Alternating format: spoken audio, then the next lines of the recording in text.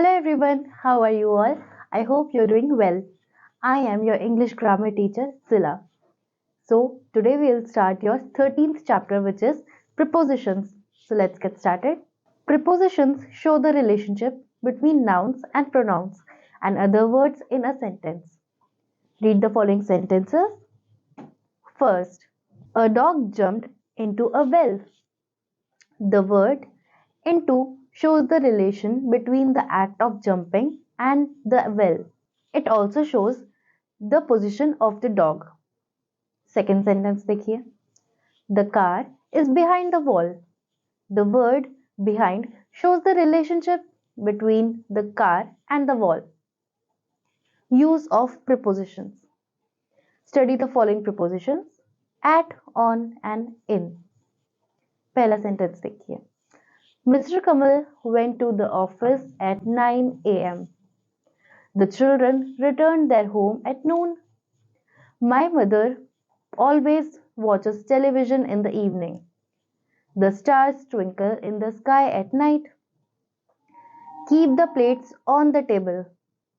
The Prime Minister of France will come to India in January. We shall worship God Ganesh on Diwali. There were 2 mangoes in the basket. In, into, out of. पहला sentence देखिए. A man is swimming in the river. Some boys jumped into the river. After taking his bath, the man came out of the river. On, over, under, above, below. पहला sentence देखिए. The book is kept on the table. The aeroplane flew over the ocean. An old man sat under the tree. Sachin Tendulkar stayed on the pitch above 5 hours. We are below the shed to save ourselves from rain. From, to, for. पहला sentence देखिए. My family stayed in America from January to December. I have been working here for 5 months. We went to Vaishno Devi in March. We came to our country from Canada. I am taking chocolates for my friends. अब देखिए. Behind, in front of, near, between, among. पहला sentence देखिए. The dog is behind the wall. I live in front of the State of Bank of India. The thirsty dog reached near the pond. Riya standing between Diksha and Sonia. She shared the chips among her classmates. So students, I hope आपको prepositions समझ में आए होंगे.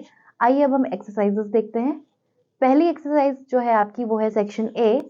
Take the right option. पहला question देखिए. A word which shows the position of a noun is called. Options हैं आपके prepositions, conjunctions, interjection. तो बताइए स्टूडेंट्स क्या होगा आंसर. आंसर है इसका ऑप्शन फर्स्ट prepositions. दूसरा आप अपने आप करेंगे. आइए देखिए section B. Fill in the blanks with appropriate prepositions. पहला देखिए. The rabbit ran dash its burrow. अब हमें यहाँ पे इसका appropriate preposition लिखना है तो यहाँ हम लिखेंगे The rabbit ran inside its burrow. Second देखिए. Do not laugh dash poor people.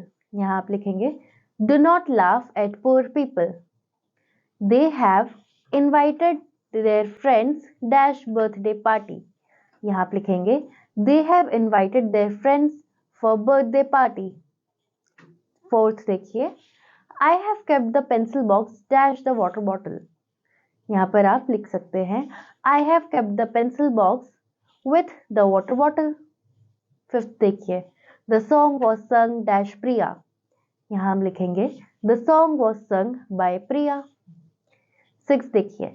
Never borrow money dash others. यहाँ पर आप लिखेंगे Never borrow money from others. Seventh देखिए. She is suffering dash fever. यहाँ आप लिखेंगे She is suffering from fever. इसी तरीके से बाकी के आप अपने आप करेंगे. आइए देखिए section C. Underline the wrong preposition used in the following sentences. Rewrite the sentences using the correct preposition in your notebook. यहाँ आपको कुछ सेंटेंसेस दिए गए हैं जिनमें गलत प्रीपोजिशंस यूज किए गए हैं, उनको आपको अंडरलाइन करना है और सही प्रीपोजिशन यूज करके आपको रीराइट करना है सेंटेंस को। पहला सेंटेंस देखिए, he was standing in the gate. यहाँ पर इन द गेट नहीं होगा, यहाँ आप लिखेंगे he was standing at the gate. Second देखिए, distribute these mangoes to these 10 children. यहाँ पर आप लिखेंगे distribute those 10 mangoes among those children. इसी तरीके से थर्ड देखिए, I am fond at milk. यहाँ आप लिखेंगे I am fond of milk.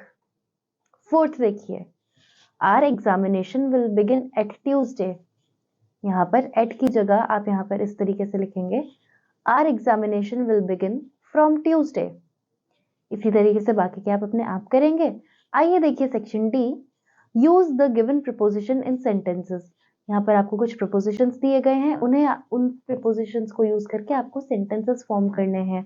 पहला देखिए बिहाइंड। बिहाइंड के लिए हम सेंटेंस बना सकते हैं जैसे कि the man was standing behind the boy. Second देखिए इन फ्रंट ऑफ।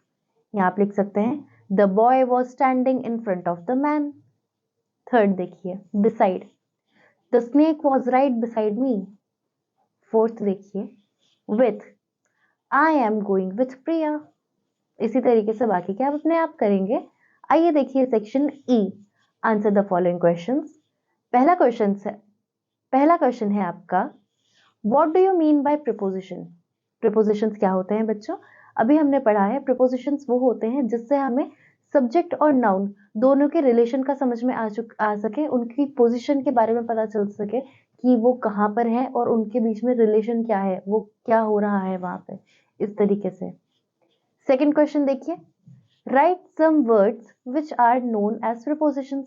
हमें कुछ ऐसे वर्ड्स लिखने हैं जो प्रीपोजिशंस जाने जाते हैं, अभी हमने ऊपर पढ़े हैं। For example beside, upon, inside, under, behind, etc.